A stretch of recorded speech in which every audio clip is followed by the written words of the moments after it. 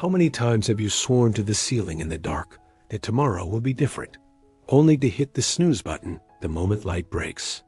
You promise yourself that this time you will change, yet the cycle just repeats, leaving you apologizing to the world and feeling perpetually behind before the day has even really begun.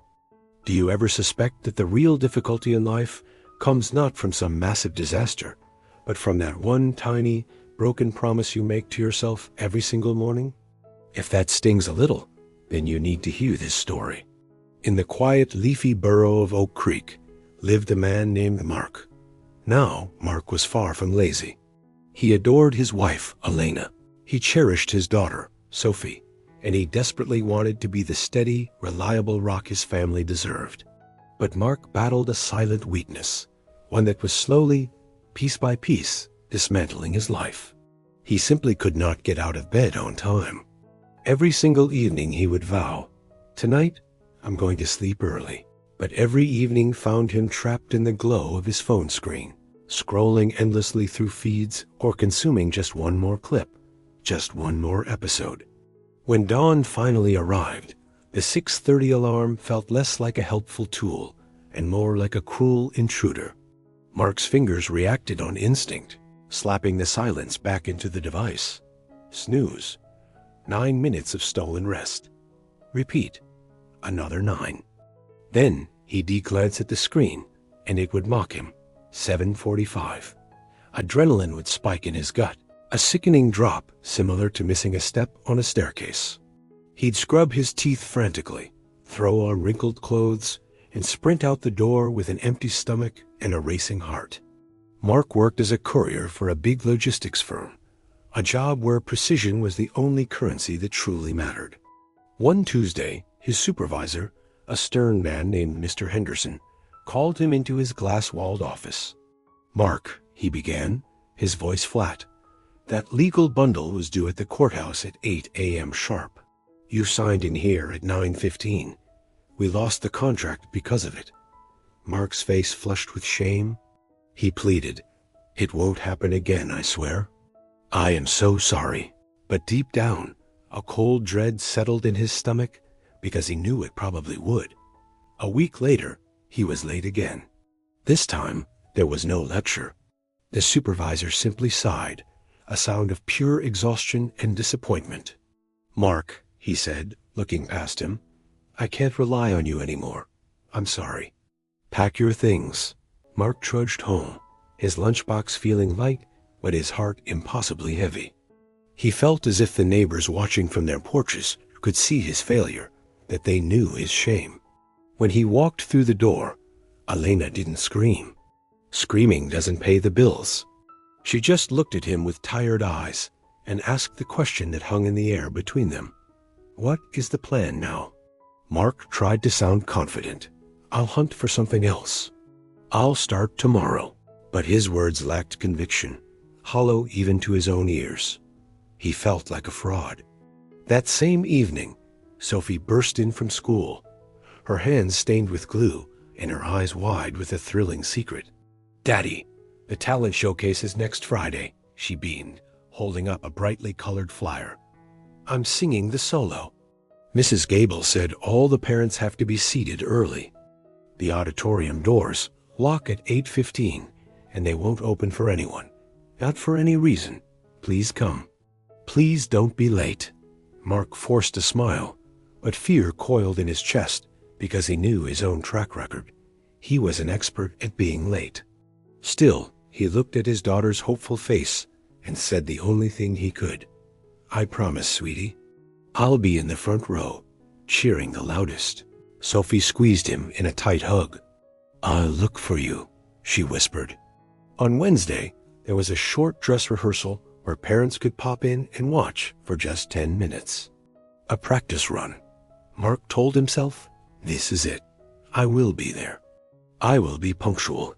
He set 3 alarms. But that morning, the familiar, seductive pull of the snooze button won again.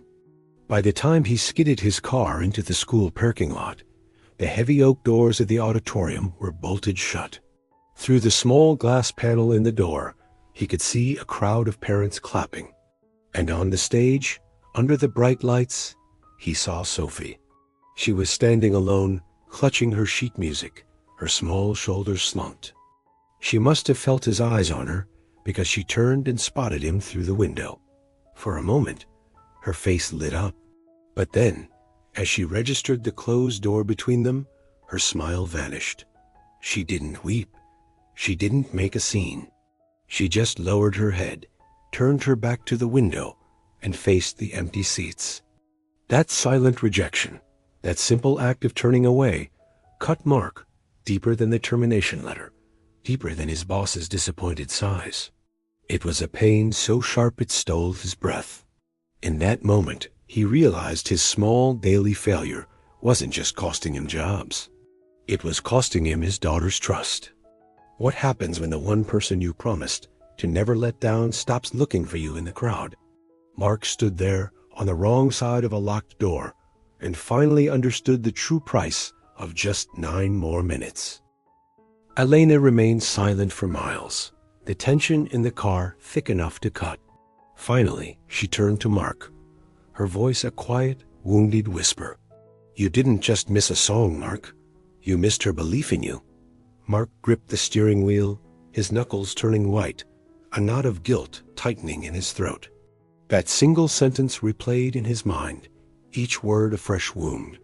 Sleep was impossible that night. Every time he closed his eyes, he saw his daughter Sophie's disappointed face, a silent accusation in the darkness. He tossed and turned, the sheets tangling around him like his own failures. At 5:15 a.m., defeat washed over him. He sat bolt upright, the mattress groaning in protest. He muttered to the empty room, "I cannot continue this way." He swung his legs out of bed and walked out into the cool Prati-dawn air. The street was still, the town breathing slowly in its slumber.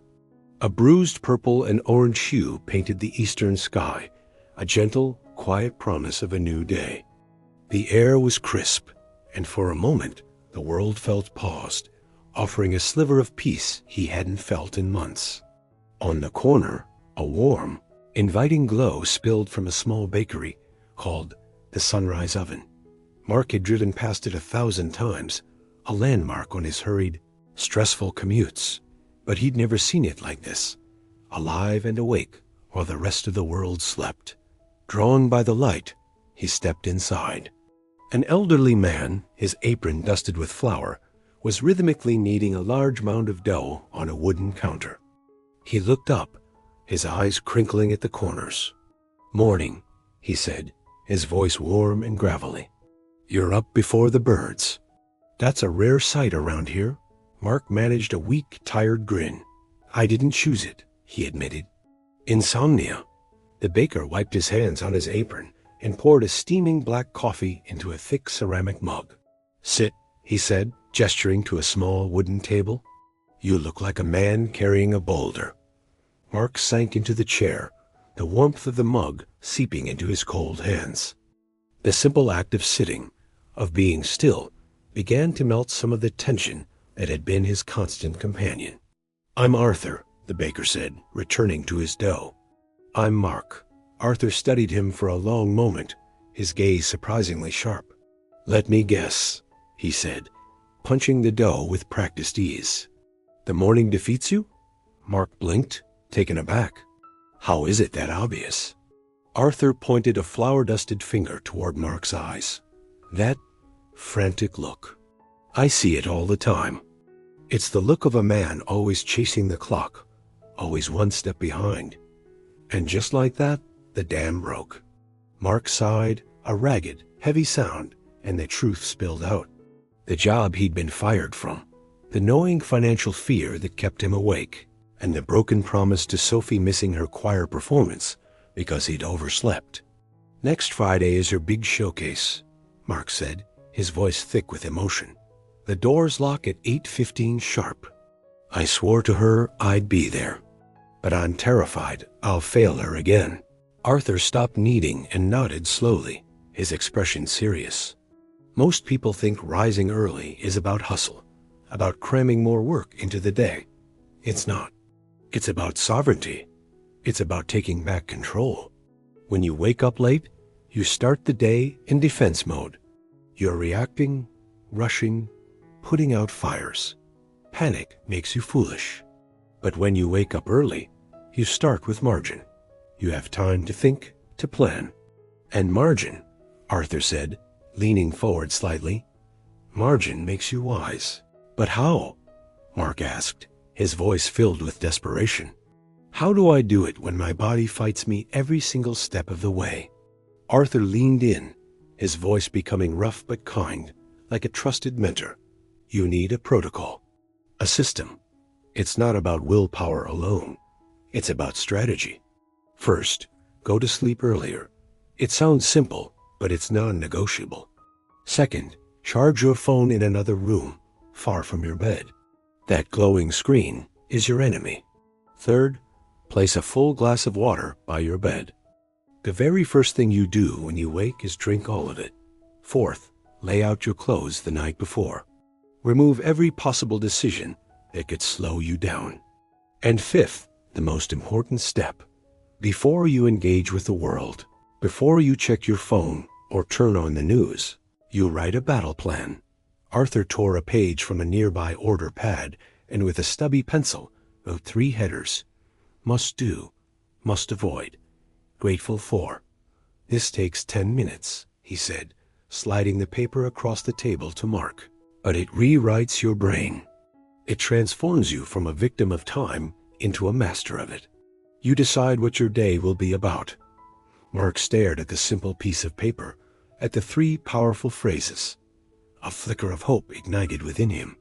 He whispered, more to himself than to Arthur, I want that mastery. I am done with apologies. From that day forward, Mark trained. He wasn't just waking up. He was preparing for battle.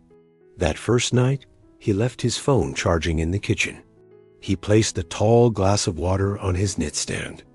At 6 a.m., his alarm chirped from the hallway.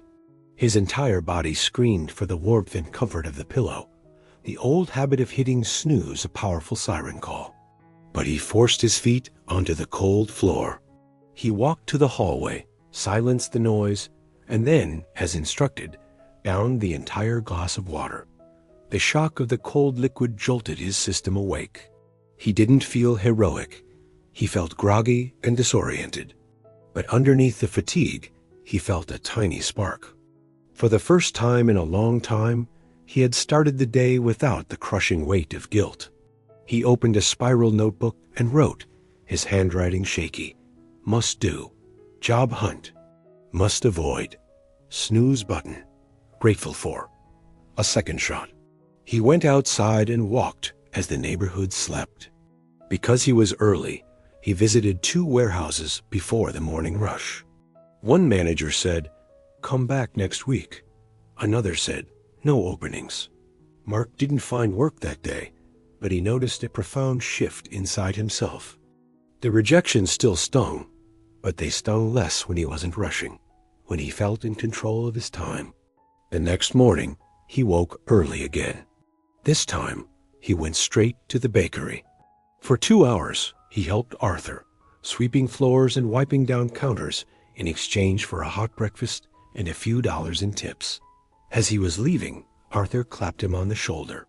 You showed up, he said simply. That is the seed of trust. In yourself and from others. Mark smiled a genuine smile. It was the first praise he'd heard in months, and it felt like sunshine. The week progressed, and Mark grew steadier. The fatigue was still there, but the gnawing anxiety was fading, replaced by a quiet, growing confidence. Then, Thursday night arrived, the eve of Sophie's showcase. After dinner, Sophie carefully placed her performance uniform on the sofa. She held up a small, intricate origami star she had folded. Daddy, can you keep this in your pocket? She asked, her eyes wide and hopeful. For luck, Mark took the delicate paper star tenderly, his heart aching with love and determination. I'll keep it safe, he promised. Across the room, Elena looked at him, her gaze intense. Tomorrow defines us, she said, her voice heavy with the unspoken fear of another failure and the fragile hope for a new beginning. Mark met her eyes and nodded, his resolve solid as stone. I know. He prepared like a soldier before deployment. The phone was docked in the kitchen. A backup alarm was set on Elena's tablet. His suit was pressed and hanging, his shoes polished and ready. He placed the small origami star on top of his car keys, a tangible reminder of his promise. On a clean page in his notebook, he wrote his timeline. His battle plan: 6 o'clock, wake; 6:30, eat; 7:10, depart; 7:40, arrive; 8:15, doors lock. He went to bed early. When the familiar whispers of doubt tried to creep in, trying to convince him he would fail again, he fought back. He closed his eyes and whispered into the darkness, a vow to his daughter, to his wife, and to himself. I will be there. At 5:52 a.m., Mark's eyes snapped open, a full 8 minutes before the chime. For a moment, he felt a surge of pride, the feeling of a small victory. Then he reached for his phone to check the weather. His heart stopped. The screen was black. A dead battery. He saw the charger lying on the floor, its metal tip glinting, disconnected. The old Mark would have spiraled into panic, letting one small failure set the tone for the entire day. But this was the new Mark. He took a breath, plugged the phone back in, and glanced at the old analog clock on his wall. We are okay, he said aloud, his voice steady in the quiet room. Just as he finished, the alarm finally rang at 6 o'clock, but he was already in motion. He drank a full glass of water, washed his face, ate a quick breakfast, and grabbed his keys, the set with the small, folded origami star Sophie had made for him. At 7:05, he stepped out the door, ready to face the day. And that's when the first enemy attacked. A storm. This wasn't just rain. It was a full-on deluge. The streets were turning into shallow rivers, and traffic was already slowing to a crawl. Mark inhaled deeply, the smell of wet pavement filling his lungs. This is why I built the margin, he thought. He walked to the bus stop, leaving his car behind. It was low on gas, and he refused to risk stalling in this weather. At the bus shelter, a bright orange notice was taped to the glass. Route suspended. Road collapse. Detour. A punch of panic tried to land, but Mark checked his watch. 7:12. He still had a buffer. He had time. The replacement bus arrived late, its wipers fighting a losing battle against the rain, but Mark stayed grounded. Patience is so much easier when you possess extra minutes. The bus rumbled on, halfway to the venue, and then it lurched, groaned, and died. The driver's voice cut through the sound of the rain. Sorry, folks. Transmission failure. Passengers groaned in unison. Phones came out. Voices started to rise in frustration and anger. Mark looked out the window. The school was still miles away. He had to make a decision right now. He stood up, stepped off the bus into the downpour, and zipped his jacket to his chin.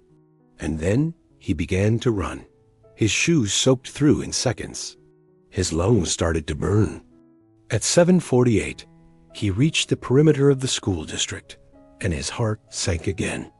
A patrol car blocked the intersection, its blue and red lights painting the gray morning. Flooding ahead, the officer barked through a megaphone. Turn around. Parents in their cars were performing frustrated U-turns, their faces a mix of anger and defeat. Mark's mind tried to scream, "It's hopeless," but then he remembered his early morning walks. He had mapped this town in the quiet hours before the world woke up. He knew a pedestrian alley behind the library, a secret path that bypassed this entire flooded main road. He didn't need luck. He just needed the knowledge he had already earned. Mark took the alley, dodging giant puddles, his pace steady. At 8:02, through the mist and the rain, the school gates appeared. The custodian was there, his hand already on the metal latch, ready to secure it for the day. Mark slowed to a walk, not from fatigue, but from a profound realization. He wasn't late. He was early. He checked his watch. 8:05. He had 10 full minutes. And those 10 minutes felt like a kingdom. He walked through the gate, gave a nod to the custodian, and entered the auditorium. Inside, teachers were scrambling. A stack of programs had toppled over, scattering like fallen leaves across the carpet. Without a second thought, Mark knelt and began gathering them. Mrs. Gable, Sophie's teacher, looked up, stunned. "Thank you," she said. Most parents arrive in a frenzy and don't even notice the mess. Mark smiled, the water dripping from his hair. "I left early," he said simply. Mrs. Gable nodded, a look of deep understanding on her face. "Sophie has been so anxious," she whispered. "She keeps asking if you're here." Mark swallowed the lump in his throat. "I am here," he said. "And I'm staying." Mark took his seat in the front row. He was damp and cold, but his mind was clear and sharp. He wasn't drowning in stress. One by one, other parents began to flood in, some running, some still arguing at the entrance about the chaos outside. At 8:14, he heard the lock click. At 8:15, the doors were sealed. Mark sat perfectly still, feeling an immense gratitude that for once, he was on the right side of that barrier. He was inside. He learned something profound in that moment. True control isn't about controlling the world. It's about controlling your start. The lights dimmed. The children filed onto the risers. And then Sophie walked out, gripping her sheet music, her eyes nervously scanning the dark sea of faces. For a long, silent second, Mark held his breath. Then she found him. He saw her shoulders drop in relief. Her lips curved into a smile that lit up the entire room. Mark raised his hand and gave her a slow, solid wave. Sophie nodded back, and he watched confidence fill her like a warm breeze. And then she sang. Her voice was steady. It wasn't flawless, but it was absolutely fearless. Mark felt tears prick his eyes because he finally understood the true prize of waking up early. He wasn't just punctual. He was present. After the applause faded, Sophie sprinted to him and buried her face in his damp coat. "Daddy, you were there," she cried, her voice muffled. "When I saw you, the scary feeling just went away." Mark pulled the little origami star from his pocket and handed it to her. "You remembered," she gasped, her face beaming. His wife Elena stood beside them, her own eyes glistening. She leaned in and whispered, "Today, you didn't just chase the day. You commanded it." As they were leaving, a man in a perfectly tailored suit intercepted Mark. "Excuse me," he said. "I watched you. You helped with the programs, and you waited so calmly while everyone else was panicking. I'm Mr. Sterling. I manage a logistics fleet." Mark's pulse quickened. Mr. Sterling continued, "I need a reliable lead for our morning routes. Most candidates can't handle the dawn, but you look like a man who respects time." Mark almost laughed. Just a week ago, that would have been a lie. Instead, he stood taller and replied, "I can. I am a morning person now." Mr. Sterling handed him a business card. "Monday at 6:30, he said. "Be there, and we'll draft the contract." Mark took the card as if it were made of glass. Later that day, Mark returned to his friend Arthur's bakery and recounted the entire saga. The storm, the detour, the broken-down bus, the front row seat, Sophie's joy, and the incredible job offer. Arthur listened patiently, then asked, "So, what's the lesson in all this?"